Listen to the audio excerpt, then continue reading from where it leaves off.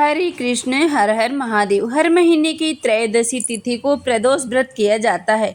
हालांकि अलग अलग दिन प्रदोष व्रत होने से इनका नाम अलग अलग हो जाता है। जैसे रविवार के दिन रवि प्रदोष व्रत। इस व्रत को करने से व्यक्ति पर भगवान शिव की विशेष कृपा होती है, साथ ही उसकी सारी मनोकामना पूरी होती है। इस व्रत के साथ साथ इस कथा का पाठ करने से व्यक्ति को पूरे व्रत का फल प्राप्त होता है। रवि प्रदोष व्रत की इस कथा को सुनने से पहले कमेंट में आप हर हर महादेव जरूर लिखें।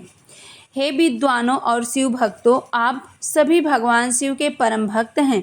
आपकी भक्ति को देखकर मैं आज एक व्रती ब्रह्माणी की कथा कहता हूँ, जिसे सुनना और उसका स्मरण करना हर भक्त के लिए कल्याणकारी होता है। एक समय की बात है, एक गांव में निर्धन अत्यंत ब्राह्मण परिवार निवास करता था। उस ब्राह्मण की पत्नी अत्यंत धार्मिक और साध्वी थी, जो श्रद्धा पूर्वक नियमित रूप से प्रदोष व्रत किया करती थी। इस दंपत्ति का एकमात्र पुत्र था, जो उनका परम प्रिय था। एक बार वह बालक गंगा स्नान के लिए अकेले ही निकल पड़ा।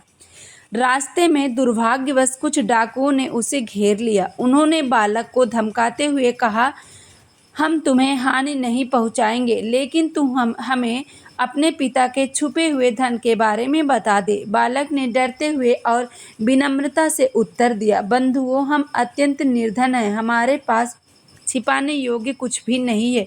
चोरों ने संदेह पूर्वक पूछा, फिर तेरे पास यह पोटली किस लिए है? बालक ने सरलता से उत्तर दिया, मेरी माँ ने मेरे लिए इसमें रोटियां रखी है। यह सुनकर डाकू आपस में बोले, यह तो सचमुच गरीब है, इससे कुछ नहीं मिलेगा, चलो किसी और को ढूंढते हैं। और वे उसे बिना हानि पहुंचाए छोड़कर चले गए।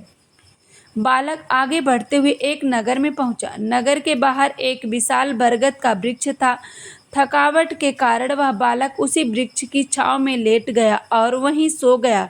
उसी समय नगर के सिपाही डाकुओं की खोज में वहां पहुंचे। उन्होंने उस सोते हुए बालक को देखकर संदेशवश उसे चोर समझ लिया और बंदी बनाकर राजा के समक्ष प्रस्तुत किया। राजा ने बिना जांच पड़ताल किए बालक को कारागार में डलवा दिया। इधर उसी रात बालक की मां ने प्रदोष व्रत किया और भगवान शिव की भक्ति में लीन रही।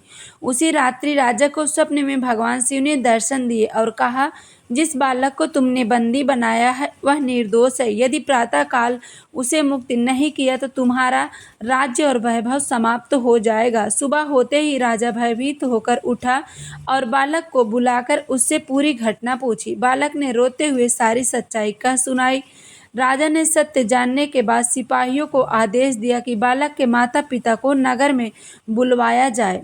जब वे पहुंचे तो राजा ने उन्हें सांत्वना दी और कहा, तुम निश्चिंत रहो, तुम्हारा पुत्र निर्दोष है। शिव की कृपा से तुम पर संकट आया था, लेकिन अब वह टल गया है। राजा ने उनकी दरिद्रता देखकर उन्हें 5 गांव दान में दे दिए। इसके बाद वह ब्राह्मण परिवार सुख और समृद्धि से भर गया। शिव की कृपा और प्रदोष व्रत के प्रभाव से उनका जीवन आनंदमय हो गया। जो भी व्यक्ति इस पावन पवित्र प्रदोष व्रत कथा को पढ़ते हैं, उनकी सभी मनोकामना महादेव पूरी करते हैं। उनके घर में सुख समृद्धि बनी रहती है, माँ लक्ष्मी की कृपा होती है। भगवान शिव की कृपा से उनके घर में किसी भी चीज़ की कोई कमी नहीं होती है।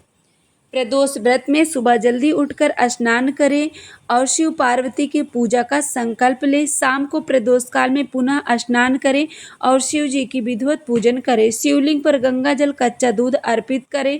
बेलपत्र और फूल अवश्य समर्पित करें। पूजा के अंत में रवि प्रदोष व्रत कथा पढ़ें, उसके बाद आरती करें। जो भी व्यक्ति इस विधि विधान से रवि प्रदोष का व्रत करते हैं, उनकी सभी इच्छा पूरी हो जाती है। वीडियो आपको अच्छी लगे तो चैनल को जरूर सब्सक्राइब करें। इस वीडियो को आप ज़्यादा से ज़्यादा शेयर करें। कमेंट में हर हर महादेव जरूर लिखें।